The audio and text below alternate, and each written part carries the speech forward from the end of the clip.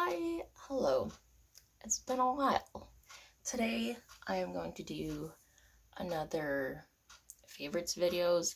It ended up being just like quarterly favorites because I did one.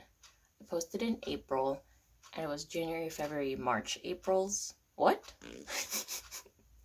I posted one in April and they were my January, February, March favorites. So this time it's the second quarter.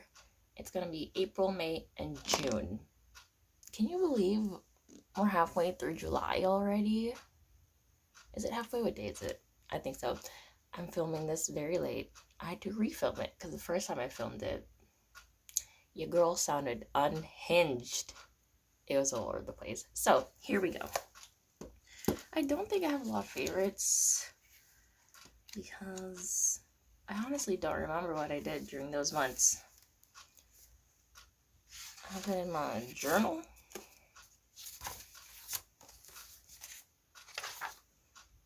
Ooh, so for April favorites, if you're a fan of BuzzFeed Unsolved, then you're probably watching the Watcher channel.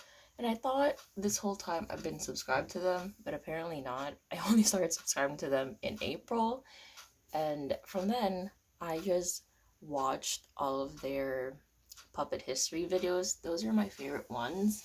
I was a fan of the thing that Shane did when he was still in BuzzFeed. I think it's Ruining History, which is very on par with like Drunk History, which I love. I just love history, but make it fun. So I've been watching, I did watch, that was 3 months ago. It feels like forever, but also like it was last week. So I really love puppet history. I have a playlist of the ones that I really like, the ones with the guests. It's not so much the story, the people that are guests on there make the video for me. So I have a playlist of the ones that I really like, and I have them playing whenever I just need some noise. Next one is The Irregulars. This feels like I watched it forever ago. I don't even remember. So I don't know anything about Sherlock Holmes and the greater world of Sherlock Holmes. So I don't know anything going into The Irregulars. I don't think you need to, because I don't think you need to, but The Irregulars is this group of kids that basically just Sherlock Holmes and John Watson hired to take care of like the more supernatural errands. I don't know if errands is the right word. That they hired to take care of the more supernatural cases. Yes. I enjoyed it. Which is very surprising that I actually finished it, because I'm notorious on not finishing series, but I really liked it. I need more shows like that, just teenagers, but they're not like hypersexualized. There's like a little bit of romance, but it wasn't the main thing. I enjoyed it. Next favorite is an old favorite that just keeps coming back whenever I need something comforting, and it is, I think her channel name now is Wholeheartedly Clara. If you watch my vlogs, you will know that she is a big inspiration. There's a bunch of other people who vlog in a similar style, but she was the one that I found that made me want to start vlogging in that format or in that aesthetic. And I just really like her videos. She's out of university now, and her university videos were the ones that I found and the ones that I still play whenever I just need motivation to do things. They're all just very calming. And because of her, that's how I found Elijah David, which is one of their albums. For some reason, it's not on Spotify anymore, but it's on SoundCloud, so that's where I listen to it. I think it's called Yvella Dieu. I will put up a picture here. But it is my favorite thing to listen to. Just, it makes everything feel like a Ghibli adventure. So I highly recommend Clara. and I guess Elijah David, because I've been listening to that a lot. And kind of going with being productive and listening to things when I'm just getting done, the Forest app. It's funny that it's there because this is pretty much the only month that I used it, and I looked at it earlier. My forest is dead. The only month that has any trees is like February and April, and since then I haven't used it. But so yeah, the Forest app, it's just a fun little thing. Tiny treat that I've grown a tree. I think you actually can grow real trees through this app. I'm not really sure how it works, but I feel like I've accumulated enough coins that maybe I can build a tree somewhere in the world. Okay, now we're moving on to May, and there's only one thing on this list, and it says Halloween movies on Disney. The same thing as the last video where I mentioned that Disney Plus has kept me company. But this time, I decided to watch Halloween movies. So, Halloween Town, of course. I watched all of the Halloween Town movies. Hocus Pocus, which is the greatest. I watched that, I think, 4 times. Just having it on repeat. And then Twitches.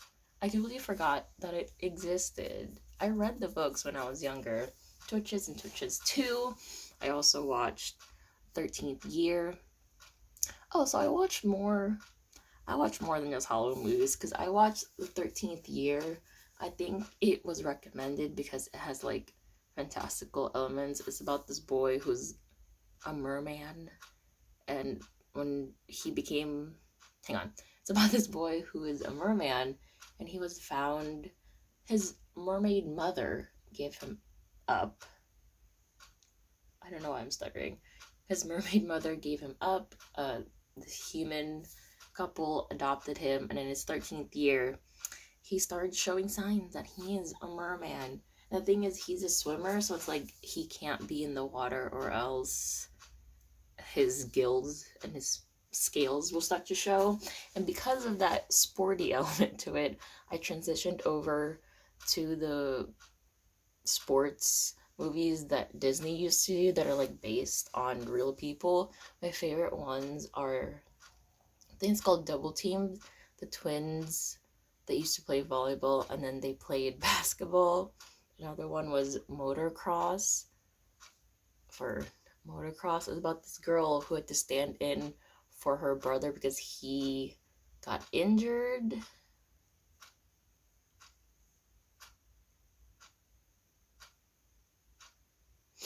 And then another one, I don't remember the name, but it was that girl from Seventh Heaven where she did drag racing, but she also did like competitive volleyball, and she had to pick between the two worlds.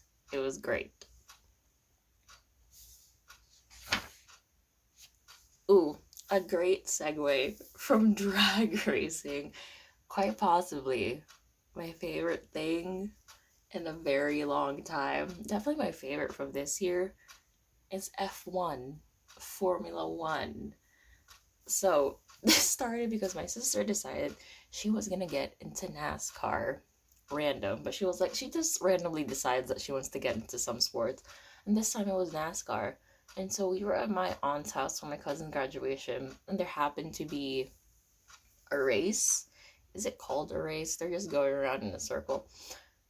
There was a race for NASCAR, and we watched it, and it was like, cool, this is fun. And then she decided to start watching the show on Netflix, Formula One, Drive to Survive. She watched it on her own, and then she watched it downstairs in the living room, where, of course, all of us are.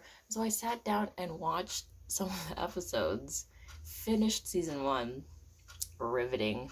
Absolutely riveting. I watched second season by myself. Completely just binged it. I slept at like 4. And then I watched the third season just all the way through. My sister hasn't even finished the series yet, and she's the one that started this whole thing. But now I am obsessed. Just, my sister has F1 TV, so we've been watching the races, and it's great. The week that I'm filming this, it's Silverstone. What day is it? It's Wednesday? Thursday. It's Thursday, so it's media day. There should be new pictures. And I love it. It's fantastic. Great. Going along with F1, there's a photographer that I really like. Well, I mostly like him for his YouTube videos. His name is Kim Illman. He even said it himself that he's more interested in the people of F1 rather than the sport itself. I remember one of his live streams, somebody asked, who would your team, like who would your dream F1 team be? And he was like, I don't really care who's in F1. He's interested in the stories that come with the people. So like if you go on his channel, he has videos on the wives and girlfriends of the drivers, who sponsors which drivers, just like behind the scenes stories at each of the races. He also started doing travel vlogs because he's from Australia, and he basically decided at the start of the year that he's going to be away for the entire season, because going back to Australia in the in-between of the races, he would need to quarantine. It would be a waste of his time. So he's been away from home, and he's going to be away from home, and he's just traveling from country to country strategically so that his visa doesn't run out. And it's great. I've been enjoying his videos. I look forward to them every race week. Another channel that I've been really enjoying is GK Reads. Her name is Grace. I've been watching all of her reading vlogs. They're just very calming, and I like having someone else in the background talk about books, especially when it's not books that I read myself. She reads a lot of literary fiction, mostly literary fiction, and I don't read those, so I just like having that voice in the background. Also, she's British, so I feel like those are the ones that are my favorite to play in the background when I talk about books, because it just sounds nicer. So yeah, those are all of my favorites. Again, I said it's short. Yeah, I hope you guys are having a good year. I hope you guys are having a good summer. You're staying safe, hydrated. I hope you're adjusting to the outside world better than I have been, because your girl has not been adjusting. So thoughts and prayers, please send them to me so I can live, laugh, love. Goodbye.